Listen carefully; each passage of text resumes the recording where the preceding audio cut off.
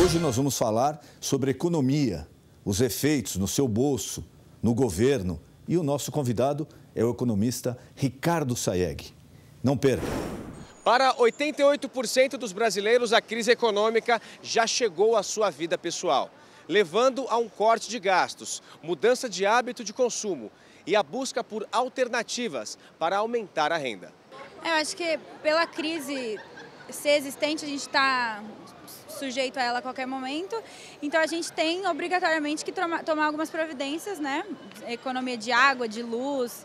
Como a gente sabe, todo mundo paga água e luz. E com o aumento da taxa, ficou muito difícil, mas isso pelo menos ajuda a pessoa a ter mais consciência. Me atingiu muito, cara, principalmente na minha profissão.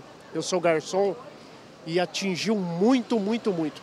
Você vê, todo mês eu fazia 20, 35, 40 eventos. Hoje caí para 10 eventos por mês. Diretamente eu não senti ainda a crise, mas indiretamente sim, porque a gente começa a pensar em evitar algumas coisas, se precaver para não, com medo de haver alguma crise direta na nossa vida. As conclusões sobre o Brasil fazem parte de um levantamento feito pelo Instituto Data Popular, especializado em hábitos de consumos da classe C, D e E em 5 países da América Latina. O objetivo do trabalho foi descobrir como os latino-americanos estão enfrentando as dificuldades financeiras. Ricardo Rasson Sayegh é professor livre-docente em Direito Econômico pela Faculdade de Direito da Pontifícia Universidade Católica de São Paulo, a PUC. Graduou-se em Direito e titulou-se mestre e doutor em Direito Comercial também pela PUC. Na mesma universidade, é titular do Conselho de Gestão, Planejamento e Desenvolvimento e coordenador da disciplina de Direito Econômico do Departamento de Ciências Tributárias, Econômicas e Comerciais da Faculdade de Direito. Ricardo Sayegh ministra aulas nos programas de doutorado e mestrado, como também na graduação. É idealizador da teoria do capitalismo humanista. Ricardo Sayegh está imortalizado como titular da cadeira 32 da Academia Paulista de Direito. Muito boa noite, meu amigo, minha amiga. O nosso encontro de final de noite, programa Ponto de Equilíbrio. E agora temos novidade. Você vê aí na sua tela, você pode acessar o site, o Facebook do programa. Lá você vai encontrar o campo com os convidados, a relação dos convidados do mês. E você pode enviar a sua pergunta. Clicando ali, você vai ter acesso aos nomes e pode enviar através do WhatsApp a sua pergunta. Nós faremos aqui a sua pergunta ao convidado ou encaminharemos a assessoria dele para uma resposta. O programa é sempre feito pensando em você. E com essa noite é com imenso prazer que nós recebemos aqui o professor Ricardo Sayegh. Muito obrigado por ter aceito o nosso convite. É um prazer recebê-lo aqui, professor. Prazer é meu estar aqui nessa TV tão abençoada. Amém. Professor, vamos falar aí do tema que está pegando, como falam por aí, na economia. Todo mundo com receio, todo mundo pensando aí qual o desdobramento da economia, queda do PIB, desemprego aumentando, inflação parece que também meio sem controle. Qual é a projeção da economia brasileira? Primeiro, qual o motivo da gente chegar nesse estágio? Qual a projeção do futuro da economia brasileira, professor? Denise, a economia brasileira, ela vai mal, não por conta da falta de riqueza desse país. O Brasil, ele tradicionalmente vem se situando entre o 6º e 7º PIB mundial, que é o Produto Interno Bruto. Isso é a medida de riqueza de uma nação. Então, nós somos a 6ª, 7ª nação mais rica do mundo. Para vocês terem uma ideia, nós ficamos disputando essa posição de 6ª e 7ª com a Inglaterra. Nós temos os Estados Unidos, a China, a Alemanha, o Japão, a França, o Brasil e a Inglaterra disputando o 6º e 7º, a 6ª e 7ª colocação. E, infelizmente, o rumo da economia não andou bem. E, mais ainda, o rumo da nação. E isso implicou necessariamente numa crise de credibilidade. E a crise de credibilidade, ela é depressiva. E essa depressão também reflete no domínio econômico. Porque a credibilidade, a economia, ela é pautada num aspecto institucional. Não existe economia sem uma institucionalidade assegurada, um marco regulatório satisfatório, enfim, não existe uma economia estruturada se não existir um direito econômico aplicado na sua plenitude.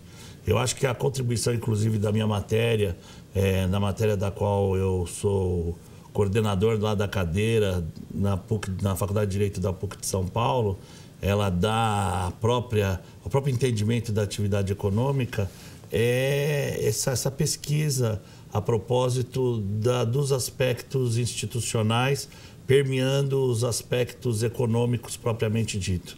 A partir dessa crise institucional, a crise econômica, ela é decorrente, até porque o cenário mundial não é bom.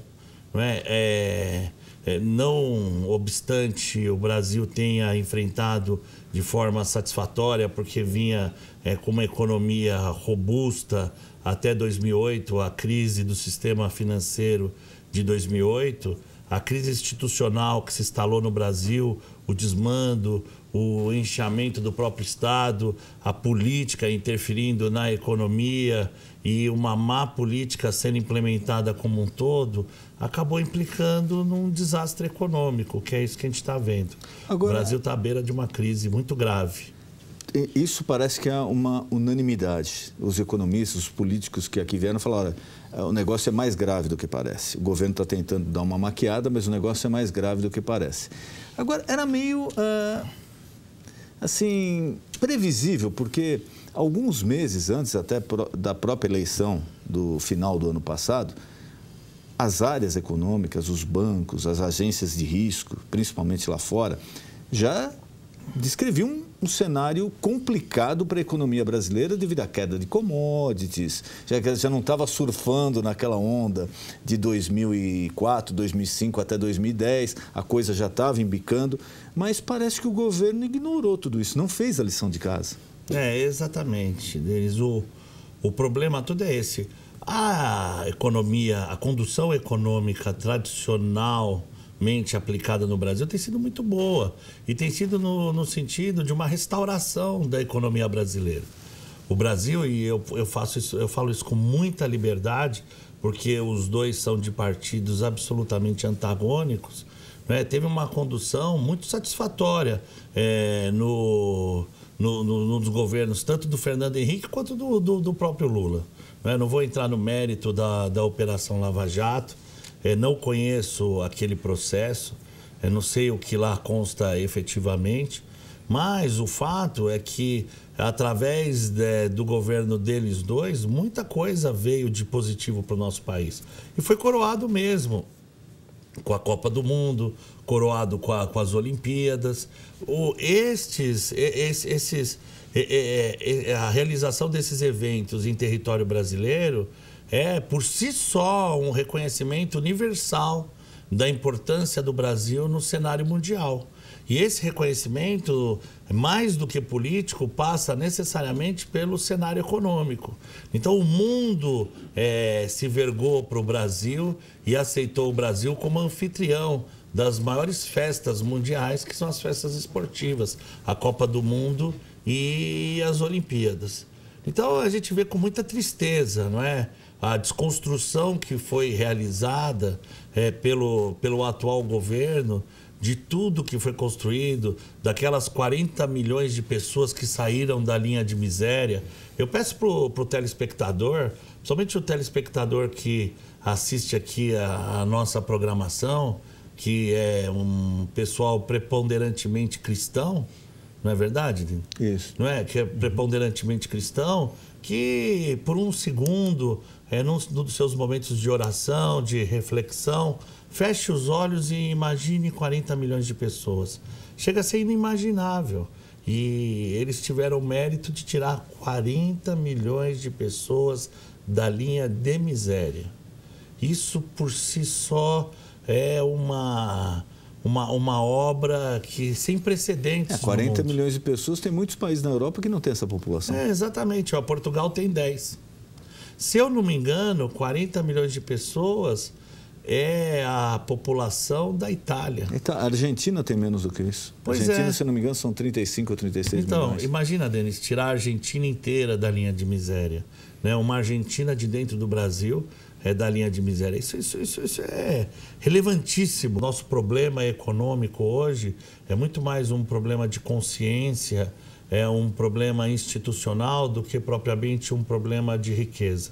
É fato que isso repercute na riqueza, a riqueza tem que ser melhor distribuída, a economia tem que ser melhor dinamizada. Veja só, não é? O empresário tem medo de empreender, o investidor tem medo de investir, o trabalhador tem medo de consumir. Medo de perder o emprego. Por conta da perda do emprego. Aí vai travando a roda. A consequência disso é a retração da atividade, a retração econômica, a retração do investimento econômico, a retração do crédito econômico. Enfim, a depressão econômica. Né? Na hora que a fé voltar, né? Que a credibilidade for restaurada, for recuperada, eu não tenho dúvida que o Brasil vai voltar a marchar e marchar forte para a prosperidade econômica. Senhores, olha, você que está me assistindo aí de casa, tenha certeza, você é nacional, pertence a um país rico, existe uma promessa de riqueza e de prosperidade para todos os brasileiros. A gente tem que começar a concretizar essa promessa, tirando principalmente os mais vulneráveis debaixo da linha de miséria e também da linha de miséria. Porque debaixo da linha de miséria é absurdo, mas na linha de miséria também não é nada confortável. A gente precisa enfrentar todos esses nós econômicos e tratar o Brasil e posicionar o Brasil onde ele merece. Ele tem que ter um IDH proporcional ao seu PIB. IDH é Índice de Desenvolvimento Humano. É a medida da prosperidade, do desenvolvimento do povo do Brasil.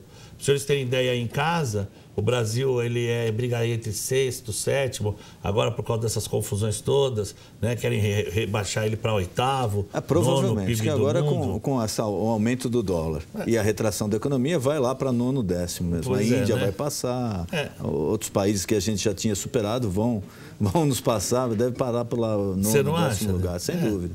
Mas vai ficar entre os 10, né? Mas ainda é uma economia respeitável. Economia respeitável. Mas o que, Ricardo, por favor, me corrija se eu estiver errado. Eu passo parte do tempo aqui, parte do tempo fora do país. Há mais de 6 meses, todos os indicadores econômicos internacionais vinham apontando, olha, a economia brasileira está complicada, precisa tomar providência. E, por outro lado, nós aproveitamos aquela maré boa, surfamos, né, na onda das commodities, mas não fizemos a lição de casa. Por quê? O governo, quando está indo tudo bem, ele tem que investir aonde? Na infraestrutura. Ele tem que gerar emprego, ele tem que fazer a economia se fortalecer. E aqui parece que ela ficou baseada só no consumo. Hoje, que para se prevenir o desemprego, o governo teria que ter dinheiro na mão para investir em obras públicas, não tem, está com o pires na mão. Então, como é que ele vai enfrentar essa situação? Exatamente. Eu acho, Denis, sinceramente, o Brasil nunca teve dinheiro sobrando. O orçamento sempre foi menor que as necessidades. A capacidade de recolhimento, de captação tributária nunca foi o suficiente, não obstante a carga tributária brasileira seja uma das maiores do mundo. O fato é que o brasileiro ele é extremamente criativo, ele soube enfrentar a crise econômica ao longo das últimas décadas. E ele superou e se transformou numa das grandes economias do mundo. Infelizmente, isso que você está falando é absolutamente verdadeiro, que a política econômica ela se pautou não na produção e nem na expansão, mas sim no consumo, no fortalecimento de um mercado e criou uma situação artificial que passou a ser detectada. Foram equívocos que devem e podem ser corrigidos. Eu não tenho dúvida. O que não dá também a pretexto de recuperar e restaurar a economia, sair aí massacrando todo mundo e criando uma recessão absurda que vai implicar muita miséria, dor e mais sofrimento. Impostos, né? Porque a gente vê no pacote aí, lógico, o ministro Levi está tentando fazer o melhor, mas pelo menos o que a gente viu de concreto até agora, o governo não enxugou a máquina, não extinguiu ministérios, não cortou cargos. E as propostas são o quê? Aumento de imposto. Eu acho que a grande deficiência desse governo é o inchaço da máquina pública. A máquina ela tem que ser diminuída de qualquer forma. E não adianta bolivarizar o Brasil, criando uma transferência indireta via tributação do patrimônio privado para o patrimônio público. Até porque, infelizmente, a gente viu com muita clareza o desvio do patrimônio público em razão da corrupção, que torna a situação mais odiosa ainda. Exato. O patrimônio público sai do nosso patrimônio privado e vai para o patrimônio privado de alguém. De outro, ele não redistribui a riqueza, né? Ele é dirigido para o outro lado, infelizmente. Sai de patrimônio para patrimônio. A gente fica triste pagando impostos, sendo massacrado pela fiscalização, o leão todo dia aí na nossa bota e pessoas aí aproveitando nababescamente da transferência indevida do patrimônio público para o patrimônio privado delas. No final das contas, a equação econômica ela acaba não se resolvendo. E o pior, o que existe hoje é uma crise gravíssima de credibilidade. E olha, Denise, não é só num partido não, viu? São em todos os partidos, né? Exato. Os escândalos aí não são... A crise da água aqui em São Paulo foi escabrosa e ela foi omitida por ocasião do processo eleitoral também. Nós temos também os escândalos aqui dos trens do metrô de São Paulo, que também envolveu muito dinheiro. Ninguém está falando que A ou B, C está envolvido, mas precisa se apurar.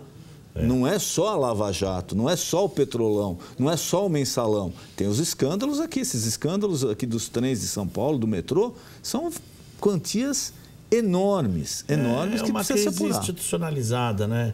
A gente tem que acabar com esse país do faz de conta, onde quer se resolver os problemas da cidade através de ciclovias, fazer restrição aos direitos de mobilidade. O cidadão hoje não pode andar mais de carro. Ele já não pode andar na calçada, né? Não pode mais andar na calçada porque vai ser assaltado. Exato. Não pode mais andar com a janela aberta porque vai ser assaltado. E agora também não pode andar de carro porque a mobilidade da cidade está absolutamente estagnada. Mas o Estado não deixa de cobrar o IPVA do carro, o imposto sobre produto industrializado. Quer dizer, o Estado ele recebe, mas ele vai te podando. Ele continua recebendo a mesma coisa ou mais, mas ele vai restringindo a tua liberdade da utilização. Na verdade, parece que existe assim, uma alienação brutal, não é? Como não tem o que se fazer, se começa a inventar coisas que não tem nada a ver para talvez até desviar a atenção, criar uma outra atenção para desviar a atenção do real problema que existe. Eu fico muito desanimado com isso, eu tenho a impressão que as pessoas também do meu contato e até mesmo as pessoas que eu não conheço, está acontecendo aí uma apatia generalizada. E isso é mal para a economia, porque as famílias começam a perder o interesse de investir, de insistir num país melhor e passa a ter um sentimento de sobrevivência e de autopreservação. Aí esse sentimento de sobrevivência e autopreservação, ele acaba desestimulando a atividade econômica como um todo. Porque a atividade econômica, ela em si é uma atividade coletiva. Não é à toa que se chama circuito econômico. Ou seja, que envolve aí uma pluralidade, uma infinidade de pessoas. E hoje o que a gente vê é essa infinidade de pessoas absolutamente apáticas, com receio de fazer absolutamente tudo. Eu quero saber nesse país quem é o empresário que tem segurança e tranquilidade para empreender. Não, muito pelo contrário, os números aí mostram que a indústria tirou o pé do acelerador. Mas qual o conselho que você dá, Ricardo, para o nosso telespectador hoje? Seria um momento de, por exemplo, quem não tem uma casa própria, entrar no financiamento para casa própria, de quem não tem um carro, assumir o financiamento do carro, seria melhor esperar mais um pouco, colocar esse dinheiro numa aplicação, numa poupança? Para o telespectador, qual seria hoje o melhor caminho? Eu acho, infelizmente para a própria atividade econômica, que o momento nacional é de se aguardar mesmo. Uma recuperação. E uma recuperação que tem que ser coordenada pelo próprio Estado, por conta do próprio Estado ter se colocado com toda essa centralização, com toda essa concentração de poder e ter levado todo o Brasil para uma grande armadilha. Não é? Agora compete ao Estado ser inteligente e saber agir.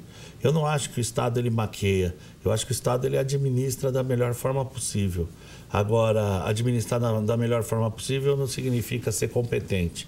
Pelo contrário, eu acho, e eu estou falando isso olhando para a Câmara, olhando para quem quiser me assistir, que o Estado foi vergonhosamente incompetente e ineficiente em todos os níveis nesse Brasil. Não é? Provocou um dano enorme para você, para mim e para todos nós. O maior dos problemas seria a volta da inflação? Eu acho que a volta da inflação vai ser uma contingência, não é? Não é o maior dos problemas. Agora está se fantasiando um inimigo comum para justificar uma guerra e uma unidade em torno desse inimigo comum. Isso é uma estratégia de marketing, né, Denis? A inflação está aí. Quem provoca a inflação é a elevação dos juros. Não é? Na medida que os juros são elevados a 14,25% ao ano, e, se eu não me engano, é a 8ª, 9ª vez que os juros são elevados, hoje, os preços vão se reajustando, esse recorde, acompanhando a própria taxa. Infelizmente, nós batemos. Parece que agora a gente recobrou a primeira posição. É o país do mundo que mais a taxa de juros mais alta, né? O Brasil novamente. Pois é. Né? Ser pole position nisso significa dizer que a própria condução política do governo impõe pela taxa de juros que permeia toda a economia um acompanhamento e um reajustamento permanente do próprio valor econômico das coisas. E isso é um indutor inflacionário. Falar que os juros, que a taxa Selic, que o governo federal cobra, não é um indutor inflacionário, é chamar todo mundo de idiota, né? Não, e às vezes falam que é justamente para não aumentar a inflação. Usam esse discurso, às vezes, não, olha, tem que aumentar a taxa de juros porque senão começa a consumir muito e aí não tem produto, a planta não está pronta para isso, vai aumentar. A lógica deles é a seguinte, quebra todo mundo, ninguém tem dinheiro, então como não tem dinheiro, ninguém consegue gastar, os preços são obrigados a baixar. Então o pressuposto dessa política inteligentíssima, né, para não falar o inverso e não ser chulo na presença dos telespectadores que não merecem, né, dessa comunidade cristã maravilhosa, é que você sem dinheiro, você quebrado, você prejudicado, você sem emprego, sem condições de consumir, acaba obrigando os próprios fornecedores para te levar ao consumo a cobrar mais caro. Então, a cobrar mais barato. Significa dizer que o cobrar mais barato passa pela estratégia do teu sofrimento econômico. Mas o mais barato para quem não tem dinheiro também não quer dizer nada. Para quem está desempregado, muito caro, né? É muito caro, é uma fortuna. Se você não tem dinheiro, qualquer valor é uma fortuna. Exatamente. Existe uma lei econômica da oferta e da procura. Na medida em que você quebra o público que procura, você diminui a procura, aumenta a oferta e diminui os preços. Transfere o que eles chamam de eficiências econômicas, ou seja, melhores condições para expandir a base de procura sobre aquelas ofertas realizadas. É uma equação econômica muito inteligente, que funciona, já foi testada e retestada, mas a fórmula de fazê-la funcionar a pretexto desse aumento dos juros, a pretexto dessa atividade recessiva, é fazer você sofrer, é fazer você não ter dinheiro, é fazer você não ter emprego, é te excluir economicamente, é acabar com você, deixar meia dúzia de apaniguados que podem sofrer, que podem comprar, não obstante tenham sofrido igualmente você. Ou seja, vamos apertar todo mundo, né? Vamos restringir todo mundo, vamos suprimir todo mundo, e aí sim, quando todo mundo estiver chorando bastante, todo mundo vai economizar, os preços vão abaixar, enfim, as coisas vão se acomodar através do teu sofrimento. Só que a máquina pública... essa a política do Sr. Levy. A máquina pública não faz isso, não, né? Faço o que eu digo, mas não faço o que eu faço. Exatamente. Né? Você tem que enxugar o cinto, vai aumentar teu imposto, você tem que reduzir as coisas. Agora, na estrutura do Estado, não, isso nós não podemos mexer porque é muito complicado. Aí É difícil você vender a ideia quando você mesmo não compra. Não, Denis, isso aí é fundamental que você está falando. Porque, veja, quem que não sofre com isso? É o servidor público. A Justiça Federal está em greve há 2 meses. 2 meses. Eles conseguem fazer greve de 2 meses. E ainda não tem um indicativo de encerramento dessa greve. Porque o funcionário público, faça sol, faça chuva, ele recebe. O funcionário público não sofre um corte de desemprego. A máquina pública continua aí inflada, continua esse elefante que é ineficiente, que não tem agilidade, que não tem mobilidade, que consome uma massa enorme de dinheiro e que facilita a corrupção, o desvio do teu dinheiro e que aumenta a tua carga de impostos. Então, o que acontece é o seguinte, não tem sequer o exemplo de lá para cá. Eles te chamam ao sacrifício, te chamam à renúncia, te chamam inclusive à própria ruína através do desemprego. E ninguém vai me convencer que uma família que tem um pai desempregado não é uma família à beira da ruína, não é uma família que vai sofrer muito, que vai ter uma situação desastrosa. Te chama a tudo isso, te propõe uma guerra contra a inflação, quando na verdade a guerra não é contra a inflação. A guerra é contra a dignidade, contra a indecência, a guerra é a favor da dignidade, é uma guerra em favor da moral. E olha, graças ao bom Deus, ainda nesse país tem a nossa comunidade cristã que segura muito forte as pontas nisso. Não tenha dúvida. Junto com outras comunidades, ainda quem não acredita em Nosso Senhor Jesus Cristo, mas pratica aqueles princípios, eu, por exemplo, reputo como cristão. Kelsen se falava cristão, Exato. Ricardo, nosso papo está muito bom. Queria te agradecer a presença, foi um prazer enorme te receber aqui. E queria te deixar à disposição alguma coisa que eu não perguntei, algum recado que você queira passar para o nosso telespectador, por favor. Não, que Deus tenha misericórdia do Brasil, se o Estado não fizer a parte dele. Principalmente, e outro assunto importantíssimo em relação à liberação do entorpecente. Olha, está se falando em não liberar não só a maconha, não. É o crack, é a cocaína, é o êxtase, ou seja, são os entorpecentes químicos também. Aqueles produzidos em laboratórios potentes, poderosos, de alta tecnologia contra você, sua família e principalmente as nossas crianças. Está muito difícil. A gente precisa repensar esse país. Muito obrigado, Ricardo. No nosso encontro de final de noite, programa Ponto de Equilíbrio. Boa noite.